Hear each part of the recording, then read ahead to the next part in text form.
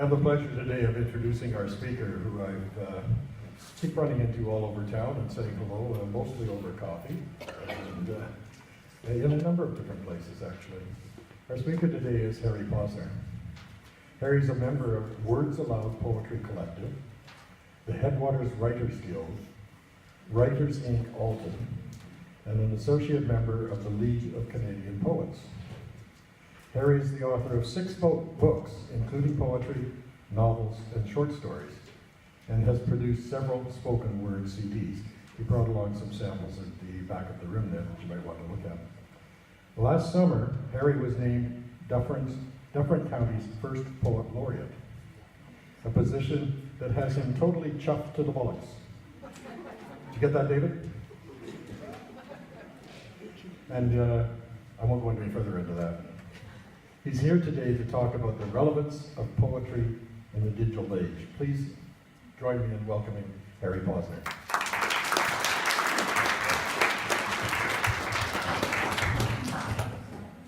Thank you, Don. Oh. Thank you, Don. Can everybody hear me okay? Yeah, good. Nice and clear? That's great. Put this away here. Thank you very much to the Probus Club and to Don in particular for inviting me here today to talk to you, to bend your ear, let's say, about poetry and its relevance in the digital age. Quick show of hands. How many people here have read more than 5 books of poetry in the year 2017?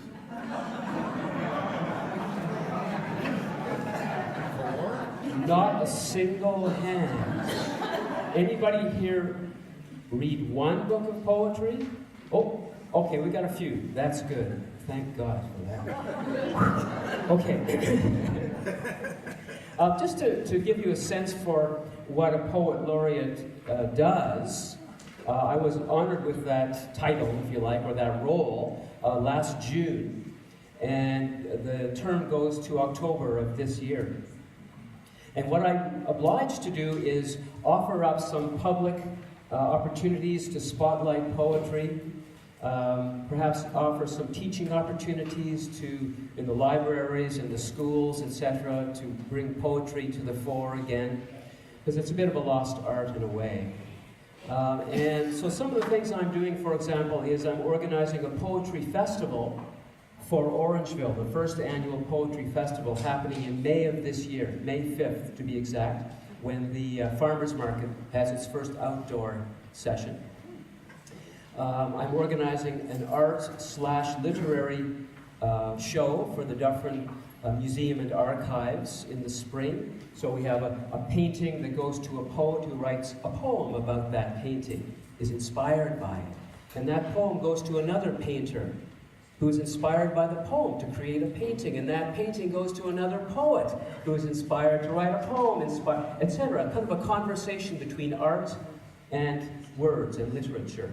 So that's going to be happening. It's called Lines That Bind. It's going to be happening in the spring at the Dufferin County Museum. I'm also doing things like, I have a regular weekly podcast with my friend Peter Noche here called The Sill. It's available online, and for those of you who are not too familiar with podcasts and podcasting, it's kind of like a radio show that you can get through your computer online. So you go to a website and open up our show, and you can listen to our podcasts. And we talk about art and technology and how they kind of relate together. As they're doing together, I'm using this technology, and we're talking art and literature. So those are some of the things that I'm involved with and will be involved with and also talks like this as well to people to kind of highlight poetry. So the name of the title of the talk today is In Defense of Poetry in the Digital Age. I'd like to start you off here with an American poet by the name of Wallace Stevens, one of the great acknowledged American poets of the 20th century. Peter can go to the next slide there. And we're going to play some an audio of him reading one of his own poems. So have a listen to this first. Not ideas about the thing, but the thing itself. At the earliest ending of winter, In March, a scrawny cry from outside seemed like a sound in his mind. He knew that he heard it. A bird's cry at daylight or before. In the early March wind. The sun was rising at 6. No longer a battered panache above snow. It would have been outside. It was not from the vast ventriloquism of sleep's faded papier-mâché. The sun was coming from outside. That scrawny cry, it was a chorister whose sea preceded the choir. It was part of the colossal sun, surrounded by its coral rings still far away. It was like a new knowledge of reality. Next slide, please. So this may sound surprising to you, but to be honest, I don't get poetry. Never have, really. And yet here I am with the poet laureate wreath, wrapped around my head. It's invisible, you can't see it. I could feel a massive disconnect in this odd juxtaposition. For what am I doing calling myself a poet when I don't understand how poetry really happens? It's a mystery wrapped inside an enigma, shrouded within a conundrum. Most of the time, it's just a mystery to me how poetry works or even why it works. I read a poem and the words slip and slide on the page like a nest of slithering snakes. Metaphors, similes, everything is like something else. I often finish reading a poem and I'm left in a semi-catatonic state, mouth hanging open, brow furrowed like a farmer's field. And yet, often enough, I feel something stir in me, and it has to do with something that poetry does, that is indirect, alluding to, pointing at. This something that poetry points at better than most other literary art forms, I would argue, is meaning. Meaning, that amorphous something that we are told that we must in some way strive toward in our lives. Meaning being the point, the reason for the experiment, the discovery of that aha moment when everything is clarified and life thereafter is as smooth as butter. Right, sure, whatever. But here's the thing. If I'm to make the defense for poetry's relevance in the age of the internet and digital everything stick, I can't ignore what poetry's raison d'etre is, which is to get at the essence of what it means to be alive. Poetry, more than any other art form, it seems to me, is something that is torn right out of the heart of the artist. A poet doesn't sit down to write a poem about a flower that seems particularly beautiful this morning just because they can. A poet sits down to write a poem about a flower because that flower is yanking with all its might at her heart. It is screaming at her. She looks at that flower and something wells up that cannot be easily spoken, tweeted, or Facebooked, that cannot be laid on a table and examined under a microscope like the plucked petals of a flower. Meaning does not give itself up so readily to the rational mind. Meaning is pre-rational, is in a way irrational, is mysterious and profound enough to hide inside the heart of a flower. No surface examination will ferret it out. And I would argue that the mystery of poetry echoes the mystery of our existence. So it's perfectly appropriate that poetry is a tough nut to crack. As Matisse once said, paint well and be mysterious. So what we're talking about when we talk about the relevance of poetry is no small thing. In the world of birding, sometimes I hear people say, oh, it's just a sparrow. as if a sparrow is somehow less worthy of our rapt attention than, say, a Baltimore Oriole or a colorful, a cardinal. Poetry gets the same treatment in the art world in some ways. It's just some semi-indecipherable words on a page, useful for nothing in particular. Quote, "It won't stop a tank," unquote, said Gwendolyn McEwen many years ago when I interviewed her for an article for a magazine. So why bother to read poetry, or why bother to write it at all? I would argue that poetry is one of the few art forms that can save us from ourselves. Even bad poetry, and there's a lot of it out there, has a part to play in the quest to regain our humanity in the face of virtual everything. When Mary Oliver, another incredible American poet, writes in The Leaf and the Cloud, "The poem is not the world. It isn't even the first page of the world. But the poem wants to flower like a flower. It knows that much. It wants to open itself like the door of a little temple so that you might step inside and be cooled and refreshed and less yourself than part of everything."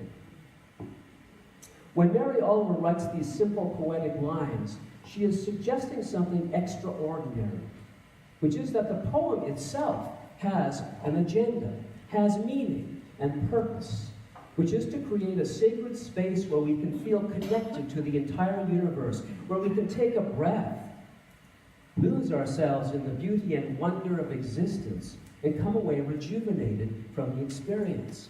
And God knows we need these places to go to in our psyche in the face of a world that we have helped to create, that is in constant agitation, where there are fewer and fewer oases of calm to be found. A world that is wrapped up by the dizzying march of information technology, the speed of which has already surpassed the pace, I would argue, at which human beings are able to process and adapt to its changes. So we find ourselves constantly running for the bus, trying to catch up so as not to be left behind, pushed to the edges of society, become irrelevant, become just another sparrow.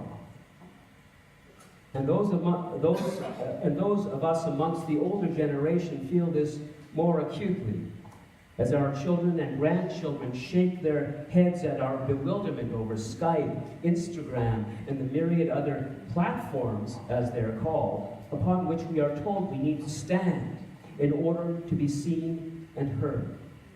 We feel ourselves falling farther and farther behind, and the world is racing into the future, seemingly caring less about the well-being of human beings than about the next generation of smartphones.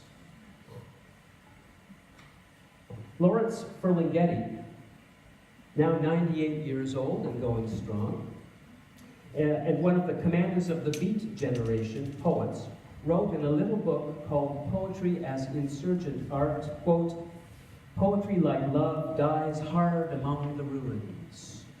He also wrote, quote, "The function of poetry is to debunk with light." Now, Lawrence Ferlinghetti was the publisher of City Lights books in San Francisco in the 1950s, and he published the book Howl and Other Poems by Allen Ginsberg. Has anybody heard of Howl, that poem Howl? A few people. And this poem was subsequently charged, or Ferlinghetti was charged with publishing obscene materials, taken to court, and then acquitted. Now, Howl remains to this day one of the great jazz-inspired beat poetry rants of the 20th century. So poetry is not just about flowers and love, it's also about the day-to-day issues that we all face. Howl was an indictment of the American way of life of the 1950s, pointing with the power of a stupendous jazz riff at the fascism underpinning so-called democracy. And I'm going to read you the beginning of Howl. Here's how it begins, so get ready for this, folks. "I saw the best minds of my generation destroyed by madness, starving, hysterical, naked, dragging themselves through the Negro streets at dawn, looking for an angry fix. Angel-headed hipsters burning for the ancient heavenly connection to the starry dynamo in the machinery of night. Who, poverty and tatters and hollow-eyed and high, sat up smoking in the supernatural darkness of cold water flats floating across the tops of cities, contemplating jazz. Who bared their braids to heaven under the L and saw Mohammedan angels staggering on tenement roofs illuminated. Who passed through universities with radiant, cool eyes, hallucinating Arkansas and Blake-light tragedy among the scholars of war. Who were expelled from the academies for crazy and publishing obscene odes on the windows of the skull. Who cowered in unshaven rooms in underwear, burning their money in wastebaskets and listening to the terror through the wall. Who got busted in their pubic beards, returning through Laredo with a belt of marijuana for New York. Who ate fire in paint hotels or drank turpentine in Paradise Alley death, or purgatoried their torsos night after night with dreams, with drugs, with waking nightmares, alcohol and cock and endless balls. And on it goes. His powerful, unencumbered voice, and how it remains an anthem for freedom for many people to this day. So poems can last and remain relevant long beyond the lifetime of the latest techno-bauble. Poetry has legs, just ask Shakespeare. Which is one of the things that makes it a perfect salve for a world scrolling past our eyes at lightning speed. We are in desperate need of perspective, of thoughts and decisions that come out of the wisdom born of contemplation. Wisdom is not something that is handed to us from birth. We have to fight for it. We have to journey towards it, struggle through the jungle of our lives towards the sacred orchid at the center of it. Poetry can serve as a kind of guide in our quest for truth, beauty, and love. The poem speaks of the struggles and illuminations of our fellow human beings. Each poem is a heartfelt slice of a human life. Each poem is crafted from sinews and blood and from all the little hard-won victories or tragic defeats on the byways of existence. Poetry can take us to the core of the human condition, or at least point in that direction. Here's Mary Oliver again. We have a video of her this time.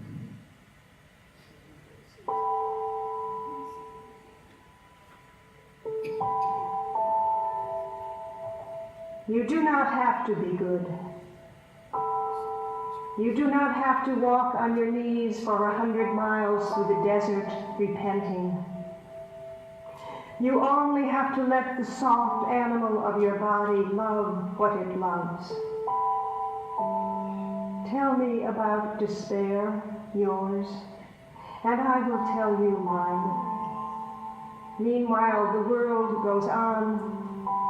Meanwhile, the sun and the clear petals of the rain are moving across the landscapes, over the prairies and the deep trees, the mountains and the rivers. Meanwhile, the wild geese high in the clean blue air are heading home again. Whoever you are, no matter how lonely, the world offers itself to your imagination, calls to you like the wild geese, harsh and exciting, over and over, announcing your place in the family of things.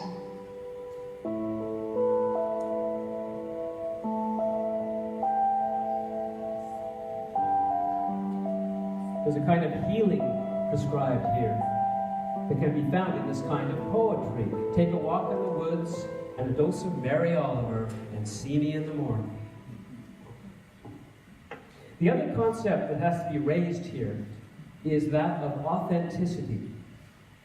The search for authenticity in the world of simulated everything. Simulated chemically colonized food, simulated entertainment, reality TV, simulated relationships. Hey, I have 1,000 Facebook friends. The search for authenticity is the search for real food for the body and the soul. One could argue that watching YouTube music videos for hours on end is food for the soul.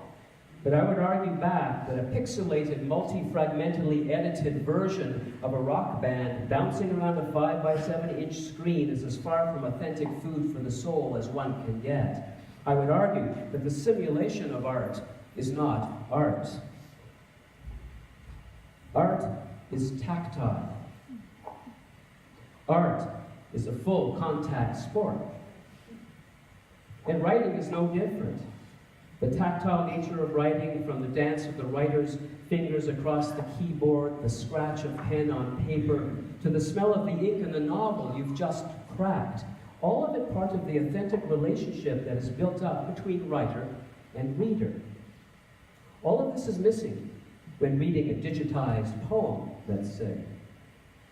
In the early 20th century, a spiritual scientist by the name of Rudolf Steiner, the originator of the Waldorf school system, among other things, took pains to remind people that the music coming out of the phonograph at that time was not music, but rather a simulation of saying. And it can't be disputed that the experience of hearing Beethoven's Fifth Symphony is quite different when heard live at Carnegie Hall as compared to a CD player in your living room, no matter the fidelity. I would argue that the writing and reading of poetry is an antidote to living a life filled with simulations, with facsimiles, with as-ifs. Here's the wonderful Canadian poet Patrick Lane. He's a fantastic poet. He wrote an award-winning book of poetry called Washita, and I'd like to read you a poem from that book. And it's called No Stars, the Wind Out of the North. The blade found its way in the wood, my young body bringing the splitting axe down, the weight breaking the rounds of fir. A kind of longing, the groan of old wood, the fallen tree remembering its childhood below the cliff 100 years ago, and winter hard around me. Each season has its song. The chainsaw's scream, the wedge under the sledge, breaking through the knots where the limbs once grew, the hardness hidden in the heart. Ah, long ago, the thin light from the shed, burning the snow, the split wood piling up around me, my young wife at the window folding diapers, her hot tears on the worn cotton, a child weeping, and the arc of the swing, my blade a bright star burying itself in wood. Powerful, powerful stuff. And the power of this poem lies in the poet drawing us into this moment of wood chopping, getting us to feel the winter chill, getting us to dive into the wood and its longing for childhood, immerses us in this mood, then pulls our attention to his wife at the window, her tears echoing the sadness that pervades the rest of the poem, her sadness like that of the tree being chopped down into little pieces. There is a powerful feeling of authenticity here that only great poetry can offer in such an intense and focused manner. The experience we're given here is as far from a simulation as is possible, even though the words on the page are an abstraction of the real experience of the writer. Another great example of authenticity in poetry is the writing of Charles Bukowski.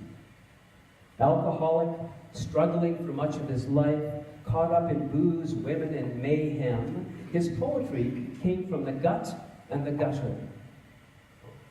Here he is reading one of his poems. Talk about authenticity. Listen to this one. The last days of a suicide kid. I can see myself now, after all these suicide days and nights, being wheeled out of one of these sterile rest homes. Of course, this is only if I get famous and lucky, by a subnormal and bored nurse. There I am, sitting upright in my wheelchair, almost blind, eyes rolling backward into the dark part of my skull, looking for the mercy of death. Isn't it a lovely day, Mr. Bukowski? Oh, yeah.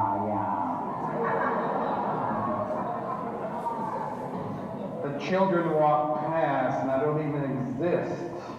And the lovely women walk by with big hot hips and warm buttocks and tight hot everything, praying to be loved and I don't even exist. It's the first sunlight we've had in 3 days, Mr. Bukowski. Oh, yeah. And there I am, sitting upright in my wheelchair, myself whiter than this sheet of paper, bloodless. Brain gone, gamble gone, me, Bukowski gone. Isn't it a lovely day, Mr. Bukowski? Oh, yeah. Kissing in my pajamas, slop drooling out of my mouth. 2 young schoolboys run by. Hey, did you see that old guy? Christ, yes, he makes me sick. After all the threats to do so, somebody else has committed suicide for me, at last.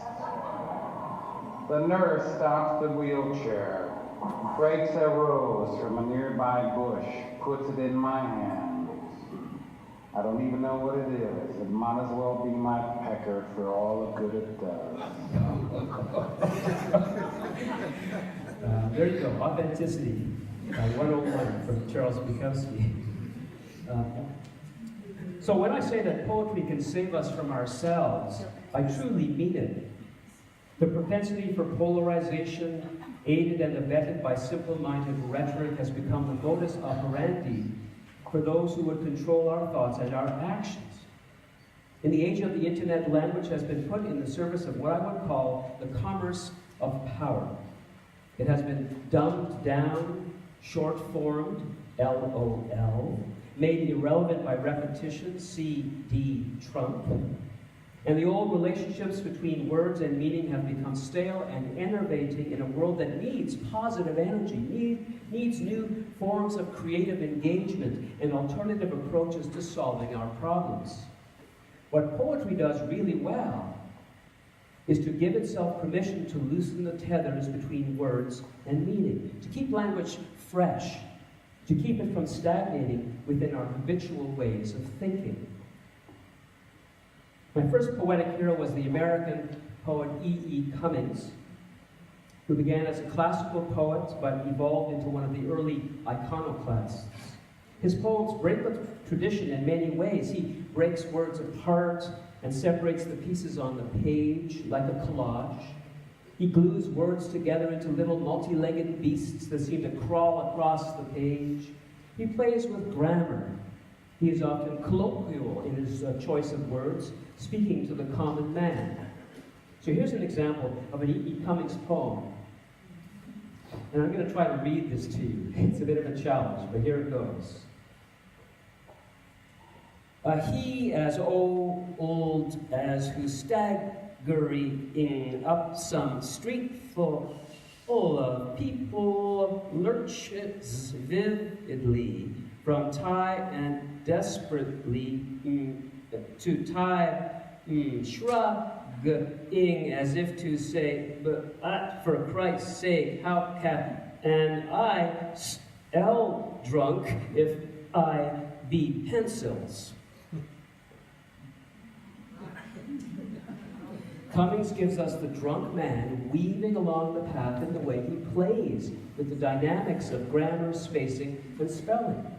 It's certainly not what we would consider a normal poetic form.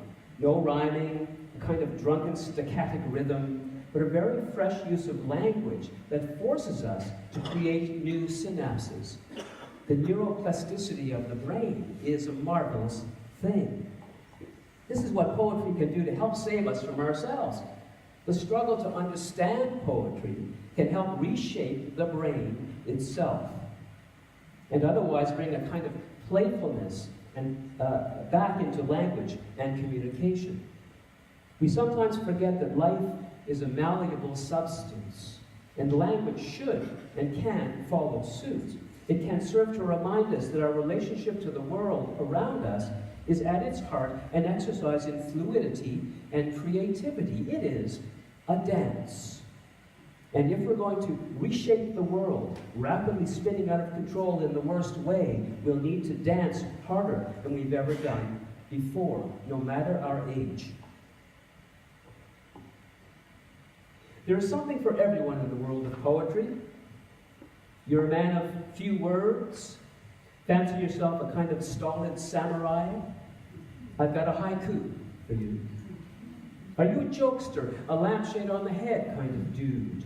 How about a limerick? Love struck our way? A love sonnet ought to do you. Or you one of those Yoko Ono types? I can find you some delicious avant-garde poetry. For young spoken worders, there is slam poetry. For old fogies, a slice of Dante may be just the thing. Part of my job as poet laureate is to help people broaden their understanding of what a poem is. So when people ask me what makes poetry, I usually respond that poetry is not about rhyming, rhythm, verses, and all of the other traditional literary techniques and devices. I usually respond that poetry is a way of viewing the world, in which the tiniest detail can hold the potential for a universe of illumination, and in which the greatest show on earth can be seen as a mere trifle by comparison. The poetic attitude allows for every moment to be an aha moment, which is why poets are often depicted as daydreamers, not quite of this earth. For the work of the poet is not in the writing, but in maintaining a kind of open comportment to life, both outer and inner. There is a kind of wistfulness at the heart of the poet, a longing to become one with meaning, a meaning that every flower, every person, every experience is screaming out if only we have the ears to hear. Here's Mary Oliver again from The Leaf and the Cloud. What secrets fly out of the earth when I push the shovel edge, when I heave the dirt open? And if there are no secrets, what is that smell, that sweetness rising? What is my name? Oh, what is my name, that I might offer it back to the beautiful world? Have I walked long enough where the sea breaks raspingly all day and all night upon the pale sand? Have I admired sufficiently the little hurricane of the hummingbird, the heavy thumb of the blackberry, the falling star? Count the roses, red and fluttering. Count the roses, wrinkled and salt, each with its yellow lint at the center, each with its honey pooled and ready. Do you have a question that can't be answered? Do the stars frighten you by their heaviness and their endless number? Does it bother you that mercy is so difficult to understand? For some souls, it's easy. They lie down on the sand and are soon asleep. For others, the mind shivers in its glacial palace and won't come. Yes, the mind takes a long time, is otherwise occupied than by happiness and deep breathing. Now, in the distance, some bird is singing. And now I have gathered 6 or 7 deep red, half-open cups of petals between my hands. And now I have put my face against them. And now I am moving my face back and forth, slowly against them. The body is not much more than 2 feet and a ton. Come to me, says the blue sky, and say the word. And finally, even the mind comes running like a wild thing and lies down in the sand. Eternity is not later or in any unfindable place. Roses, roses, roses, roses. It's stunningly beautiful and evocative. Why? Because the poet's life, her commitment to the quest for meaning, is all in. There's no sense of skimming the surface of things. Her mind is not a data scroll. She takes the time to pause and ponder, and this moment amongst the roses feels eternal. Her poetic gardening shovel is turning up sweet clods of mystery, and she is unafraid to plant her face squarely in the middle of it. In that moment, she is truly 2 feet and a tongue. And we stay with her in the garden, and we feel the authenticity of the moment. And we are not being sold anything. We are not being told what to think. We are not being fed information. We are instead invited into the garden to experience for ourselves the beauty of the world. We are invited into a relationship. Now imagine for one moment if we were to treat our fellow human beings as beautifully crafted poems, each offering up a powerful and generous glimpse into the meaning of existence. Imagine what that would mean for our relationships. If we were to ask ourselves what is most missing from the human experiment as it now stands, we'd have to say that what is most missing is vision and creativity, and the courage to go to new places, discover new ways of being in the world.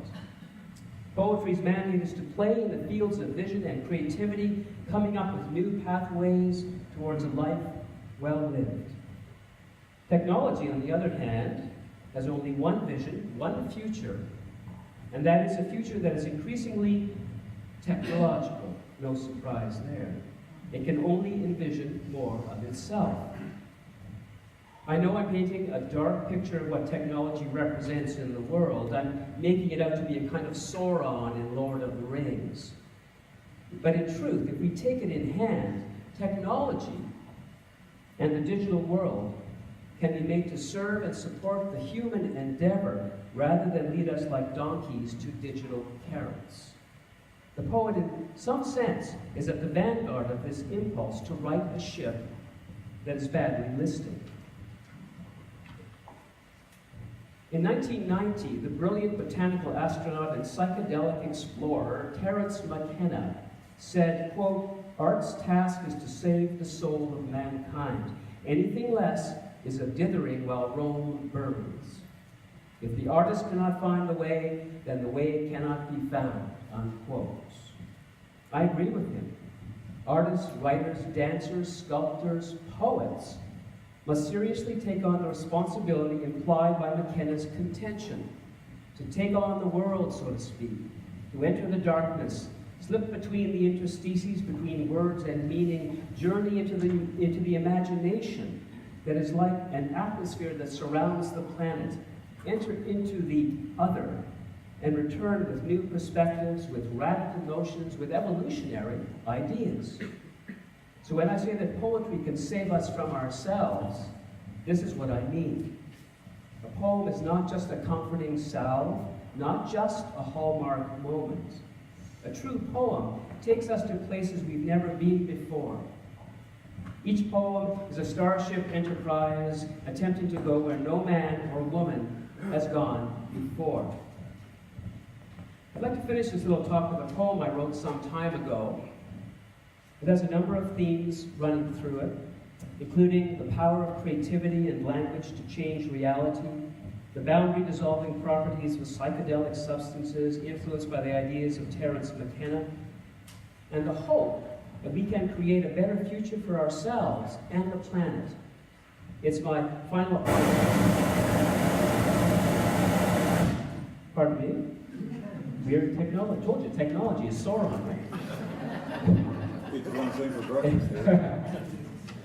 It's my final argument in the defense of poetry's relevance in the world of digital everything, after which the defense will rest and take questions. It's called logos, or logos, as one person corrected me recently. Logos. We are the dung out of which words mushroom, atomic clouds over unsuspecting atolls. Verb and noun sculpt sonic space, hung with mycelial wisdom, tug at with tongue our heavy with history race towards oblivion.